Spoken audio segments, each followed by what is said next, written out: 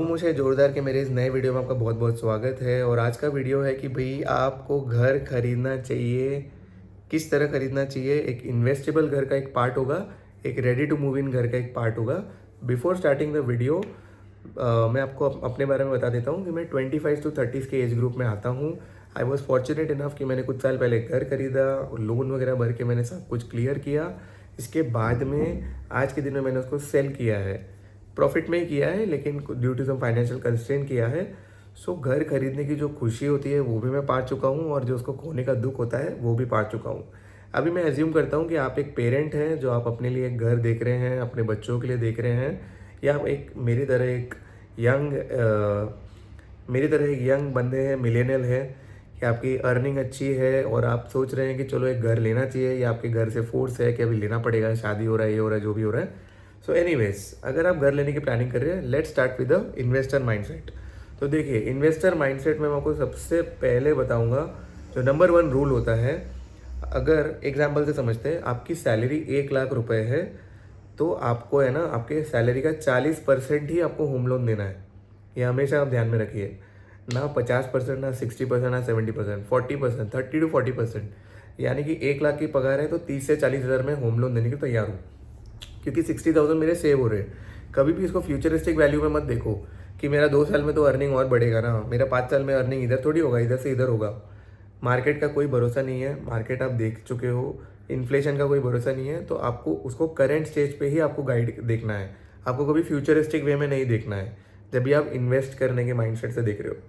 दूसरा, आप इन्वेस्ट करने के माइंडसेट से देख रहे हो तो कभी भी ना हाई अमाउंट पे इन्वेस्ट मत करने देखो। यानी कि सपोज कर लो आप 70 लाख के घर में रहते हो, आपका नेबरहुड अच्छा है। एग्जांपल लेता हूँ, आप थाने में रहते हो, आपका 80-90 लाख का घर है, ठीक है, और आपके नेबरहुड में ही देख रहे हो या आप थाने में ही देख रहे हो कि मैं घर इन्वेस्ट करना चाहता हूँ, लेकिन वो भी घर आपको अराउंड 60, 70, 80 लाख का पड़ रहा है।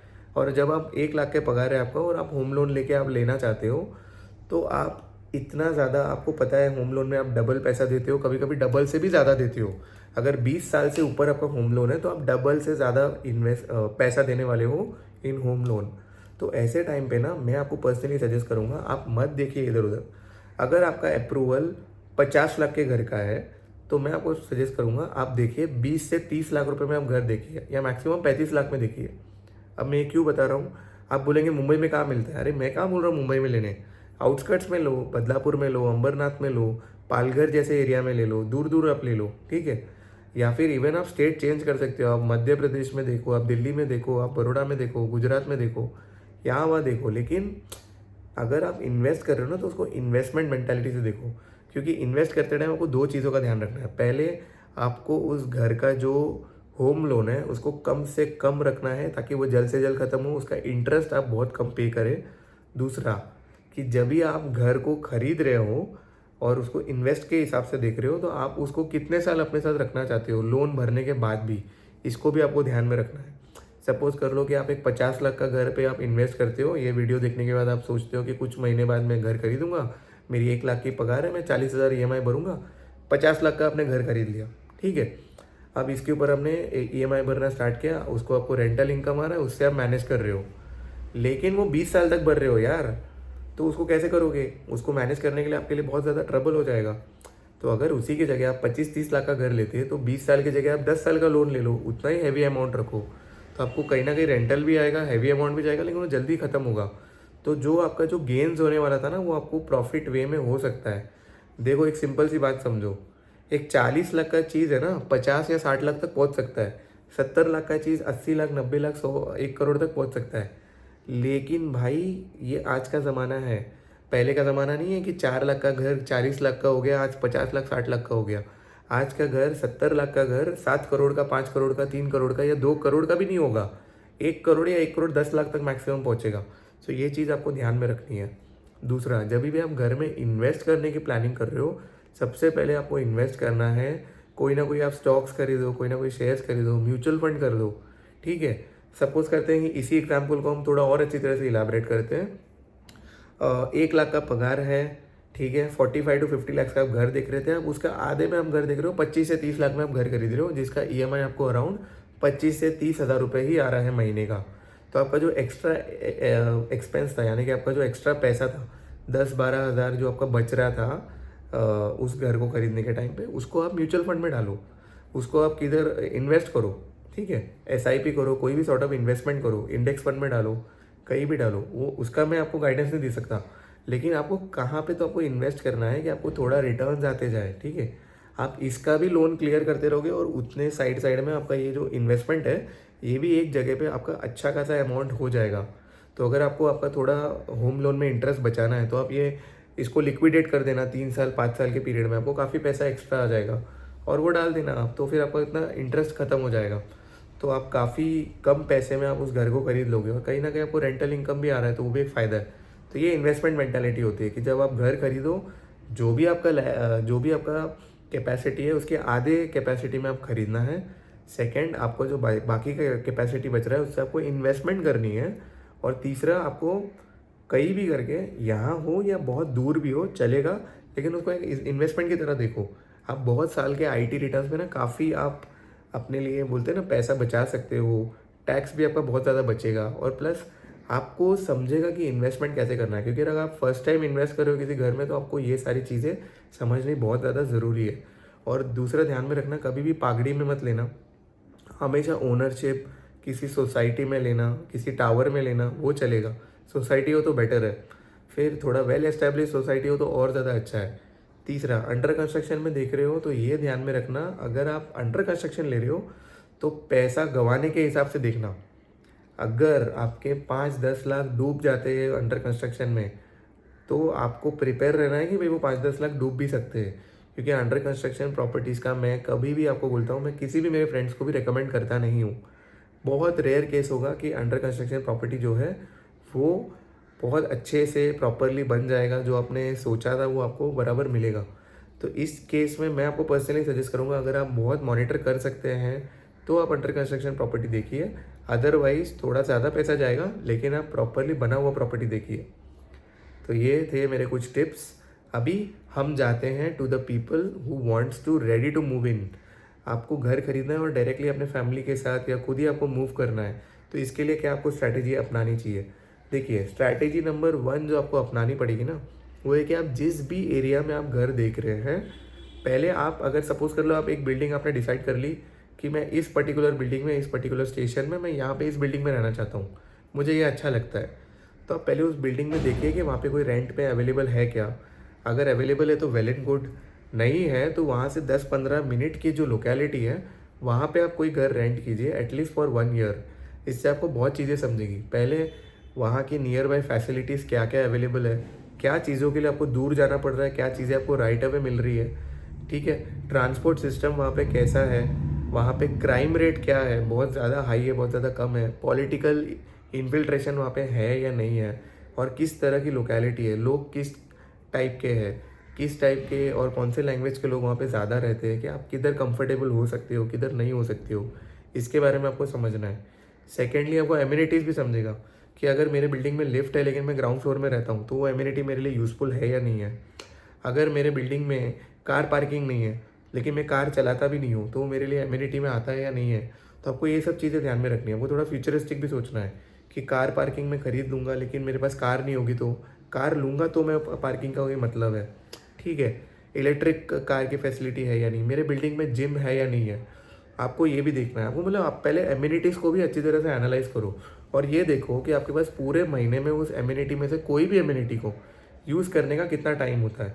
तो ये सब चीज़ें है ना, आप 1 साल के पीरियड में समझ जाओगे कि आपका ट्रांसपोर्ट कैसा है, आपको स्टेशन कितना दूर पड़ रहा है, कितना नज़दीक पड़ रहा है, आपका जो आने जाने का, जो ऑफिस का आने जाने का जो आपका टाइमिंग है वो कितना कम ज़्यादा हो रहा है, क्या आपको डिफ़िकल्टी आ रही है, क्या आपको बेनिफिट हो रहा है। इसका ना एक प्रोज एंड कॉन्स का ना एक एक्सेल शीट बनाओ, फिर जाके आपको डिसाइड करना है 1 साल बाद कि भाई आप घर खरीद रहे हो या नहीं खरीद रहे हो उस एरिया में। साथ ही साथ जब भी आप रेंट पे रहोगे, आपको 1, 2, 15, 20 नहीं, आपको कम से कम 100 से 150 प्रॉपर्टीज़ देखनी है। Not just in your locality, outside your locality, in that whole station में वेस्ट साइड में भी देखना है, ईस्ट साइड में भी देखना है। इतना ही नहीं, आपको अगले स्टेशन पे भी देखना है, पहले वाले स्टेशन पे भी देखना है, एकदम पीछे के स्टेशन पे भी देखना है और थोड़ा आगे आगे भी देखना है, ठीक है। क्यों मैं बोल रहा हूँ, देखो एनालाइज इस तरह करो। आप सपोज करते हैं, जैसे बहुत लोग हैं ना, कंसर्न ये रहता है कि भाई मेरा ऑफिस जो है वो मुंबई में है, तो मैं थाने मुलुंड तक आके घर ले लेता हूँ, ठीक है, मुझे नज़दीक पड़ेगा, थोड़ा मेरा ट्रैवलिंग टाइम कम होगा, मैं मुंबई में आ जाऊँगा प्रॉपर, ठीक है, which is a good thing. But क्या आप ज़िंदगी भर वहाँ पे रहना चाहते हो, ये आपको डिसाइड करना है। क्योंकि एक बार आप मेट्रोपॉलिटन सिटी में प्रॉपर एरिया में रहोगे तो आप वहीं पे रहोगे, आप पूरी ज़िंदगी आपको वही काटनी है। तो ये आपको ध्यान में रखना है। दूसरा, कि आप किस तरह से एनालाइज करते हो कि मुझे कहाँ रहना है, किस तरह रहना है, इन सब चीज़ों को ना अच्छी तरह से एनालाइज करना चाहिए। और अगर आपके फ्रेंड सर्कल में किसी ने घर खरीदा है तो उसका एक्सपीरियंस आप गो थ्रू कीजिए कि भाई उसको क्या क्या चीज़ों का उसको डिफ़िकल्टी आया है, क्या क्या चीज़ें नहीं आई है, ठीक है। दूसरी चीज़ है कि भाई उसको किधर किधर पैसा एक्स्ट्रा गया है, क्या क्या उसके घरों में प्रॉब्लम आई है, कौन सा लीकेज हो रहा है, कौन सा पापड़ी निकल रहा है वॉल का, ये सारी चीज़ों को आपको ध्यान में रखना है। तो ये कुछ एक बेसिक एस्पेक्ट है, इससे आपको पता चलेगा कि भाई जिस भी जगह पे आप शिफ्ट होने की कोशिश कर रहे हो वहाँ पे आपका कितना सेंस बनता है।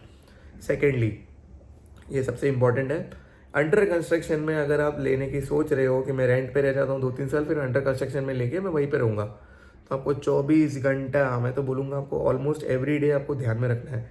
पहले तो डॉक्यूमेंटेशन पूरा 10-20-25 बार पढ़ना, एक वकील से पढ़वा लेना ताकि आपको ज़्यादा बेटर वे में आपको अंडरस्टैंडिंग हो। थोड़े पैसे आपके खर्च होंगे लेकिन आपको पता होगा। दूसरा, रेरा में फिर एपीआई कोड, ये सब आपको चेक करना है। तीसरा, वहाँ का कंस्ट्रक्शन आप देखते जाइए, ठीक है। इन सब चीज़ों को, मैंने अंडर कंस्ट्रक्शन में आपको इतना अलर्ट रहना है ना कि आप ऐसा सोचिए कि भाई वो घर आप ही बना रहे हो, तो वहाँ पे आपको वो थोड़ा सा फोकस करना है। Now next thing what you have to focus on, कि अंडर कंस्ट्रक्शन तो एक हो गया। सेकेंड चीज़, अगर आप रेडी टू मूव इन में जा रहे हैं तो मैं आपको सजेस्ट करूँगा एकदम ब्रांड न्यू बिल्डिंग में मत जाइए। क्योंकि वहाँ पे सबसे बड़ा प्रॉब्लम क्या होता है ना, आप अपने नेबर को नहीं जानते।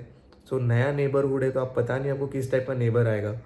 तो मैं आपको पर्सनली सजेस्ट करूँगा कि 4 या 5 साल पुरानी बिल्डिंग मैक्स टू मैक्स, या 6 साल पुरानी बिल्डिंग आप देखिए और वहाँ पे जाके आप अपने लिए एक घर खरीदिए।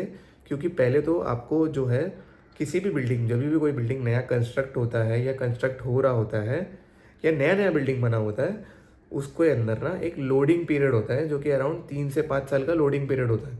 अब इसको क्या बोलते हैं, लोडिंग पीरियड का मतलब क्या हुआ? लोडिंग पीरियड का मतलब है कि भाई वहाँ पे उस बिल्डिंग में लोग रहने आते हैं, ठीक है।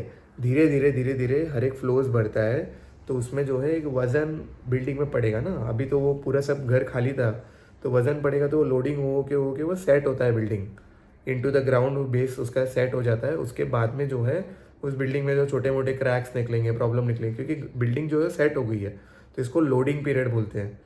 तो उस जो 5-6 साल पुराना आप जब घर देखोगे ना, तो ऐसे टाइम पे ना आपको ना लोडिंग पीरियड मिला हुआ मिलेगा घर, कि भाई यहाँ पे तो लोडिंग हो चुका है, तो अभी आपको कोई चीज़ देखने की ज़रूरत नहीं है। तो ये एक आपका बेनिफिट है। दूसरा, थोड़ा सा एस्टैब्लिश आपको नेबरहुड मिलेगा। 5-6 साल में आपके नेबर्स तो आ ही गए हैं।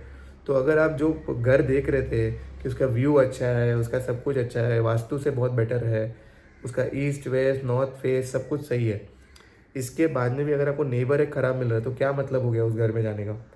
तो आप फिर अपने लिए ऑप्शंस खोल सकते हैं कि कोई एक घर है जिसका वास्तु अच्छा है लेकिन व्यू इतना खास नहीं है, बट नेबर्स बहुत अच्छे हैं आपके फ्लोर पे, तो वहाँ पे रहने में मैं बोलूँगा पर्सनली ज़्यादा सेंस है, rather than staying at a very good house but with a very irritating neighbour. तो ये आपको ध्यान में रखना है, क्योंकि नेबर के साथ आपको पूरी ज़िंदगी निकालनी है, वो आपके बाजू में ही रहेगा। क्योंकि आप रहने की कोशिश कर रहे हो तो आप 20-25-30 साल का तो EMI लोगे, फिर जाके वहाँ पे रहोगे। तो focus on the house vastu and focus on the house neighbourhood, how is the neighbourhood, how is the facility all around, ये आपको चेक करना है। नेक्स्ट इज़ कि अगर आपके बच्चे हैं, आई एम एज्यूम कि हो सकते हैं, तो भाई उनके लिए जो एजुकेशन है वो कितना डिस्टेंस पे है, वहाँ का जो स्कूल है वो कितना अच्छा है, कितना बुरा है, कितना डाउन पेमेंट है, कितना डोनेशन है, क्या नहीं है, ये सब जान लीजिए। और वहाँ से सबसे अच्छा स्कूल कितना नियर बाई पड़ता है, इन सबको आप नोटिस कीजिए। फ्यूचरिस्टिक ट्रैवल को भी थोड़ा सोचिए कि भाई अभी से आज से 5 साल बाद इधर की ट्रैवलिंग कैसी होगी। इन सब चीज़ों को जब आप ध्यान में रखेंगे ना, तब जाके आप एक राइट डिसीजन लेंगे in terms of property building, property buying. तो यही था मेरा वीडियो रिगार्डिंग दिस। मैं आपको अगले वीडियो में बताऊंगा अगर आप नया घर खरीद लेते हैं तो ऐसे कुछ 5 से 10 चीज़ें जो आपको नहीं करनी चाहिए मिस्टेक, जैसे ही आप नया घर खरीदते हैं। तो चलिए, मैं मिलता हूँ आपको मेरे नेक्स्ट वीडियो में।